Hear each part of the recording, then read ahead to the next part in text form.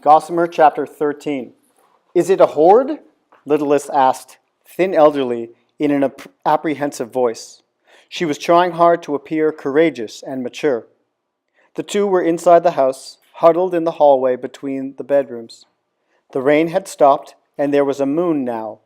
It illuminated the faded wallpaper with its sentimental pattern of hoop-skirted ladies in gardens. It was dream-giving time, the darkest time of night, but the pair had not yet begun their work because of the sound of an approaching synesthete. Thin Elderly was listening attentively. "No," he said, "it's alone." Bravely, Littlest One made a tiny fist and held it up. "Shall I punch it?" "No, it's much stronger than we are. We can't fight it. We have to huddle here and watch it do its damage." Thin Elderly explained, "It'll probably choose only one, the woman or the boy. They don't much bother with dogs." "What's that?" Littlest jumped, startled. "I can hear something right there by the window." "Hot breath, exhalations," Thin Elderly whispered. "It's how they get in. They breathe themselves through the walls. That's the scorching you asked about." The sound was increasingly terrible, first a snorting and heavy breathing, then a pawing against the wall of the house. Littlest thought she could even feel the heat of it and smell the acrid, wet smoke scent. "Make yourself as small as possible," Thin Elderly instructed. "Don't bother dissolving." "It won't bother us. It won't even notice us. It'll enter, probably through this wall right here, where we hear the breaths. Then it'll choose its victim, do the infliction, it's quite fast, and then gallop away. Try not to be frightened, but be small to avoid being trampled." I don't want it to choose the boy," Littlest whispered in her tiniest voice. "He's not as strong as the woman. He cried in his bed before he slept." Thin Elderly put his fingers gently over her mouth. "Shh, here it comes." Together they withdrew into their very smallest selves and curled against each other silently while the beast entered, breathing itself an opening through the wall, searing the wallpaper, which peeled back with burned edges, and charring the plaster beneath. The noise became deafening, thumps and pounds and whinnies. But the woman and the boy continued to sleep. It was a sound that humans did not hear, and even the dog, with his heightened sense of hearing, perceived only a muffled thump and turned from one side to the other with a sigh.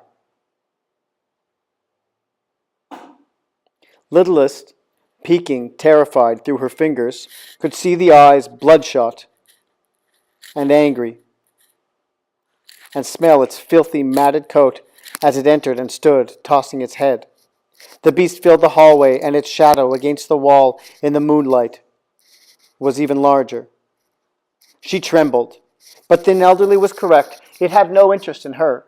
It whipped its ropey mane back and forth with the tossing of its head, as if in decision-making, and then strode through the open door of the guest room and toward the bed where the little boy, in his striped pajamas, lay breathing evenly, one arm curled around a pillow.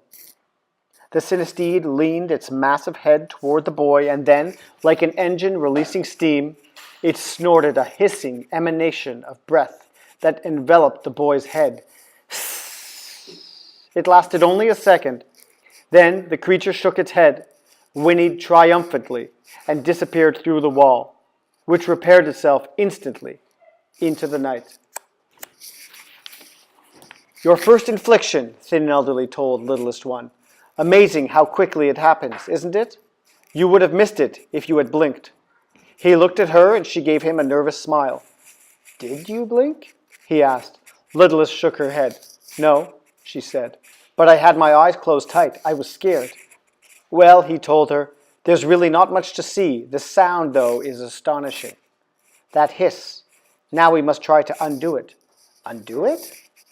Have you gathered something calming to bestow on him?" "Yes, but look," Littlest said, pointing. The boy had sat upright in the bed and was crying out. "Don't! Don't!" He turned his head from side to side, an odd repetition of what the beast had done. His eyes were closed, but he continued to call out in panic, "Don't let him get me!" Drat, whispered Thin Elderly. It's too late. Stay here, be quiet, dissolve. Littlest shrank herself into invisibility, and Thin Elderly beside her did the same, just in time. The woman, trying the belt of her robe, hurried from her own bedroom, across the hall, and into the room where the boy was calling. John, she said in a firm, quiet voice. She sat on the bed and put her arms around him. He struggled, crying, Help me, he sobbed. Wake up, John, she said firmly to him. You're having a nightmare. In a moment his eyes opened and he looked around, whimpering. The bedroom was unchanged. His little suitcase was on the floor by the chair, his clothes draped over the chair's wooden arm.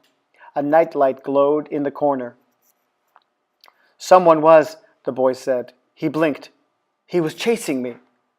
It was a nightmare, she told him again. You're safe here. He lay back down. She pulled the covers up over him and stroked his back through the blanket. I'll tell you a story, she said to him in a quiet voice. Okay. Once upon a time, the woman said, there was a little boy. His name was John, and he was at the beach. He was at the beach with his mom, the boy said sleepily. Yes, he was at the beach with his mom on a beautiful sunny day. It was warm with a nice breeze. Seagulls were overhead and shells, he said, but his eyelids were fluttering and his voice was drowsy. She glanced over to the table where the boy had placed a delicate pink seashell that he had taken from his suitcase. Yes, she said, there were beautiful shells on the beach. She continued stroking him for a moment, whispering, shh, shh, until it was clear that he was sleeping again. She gazed at him briefly, then tiptoed back to her own bedroom. From their watching place, Thin Elderly stirred himself and re-emerged. Littlest did the same. Now we have much work to do, he explained to her in a low voice.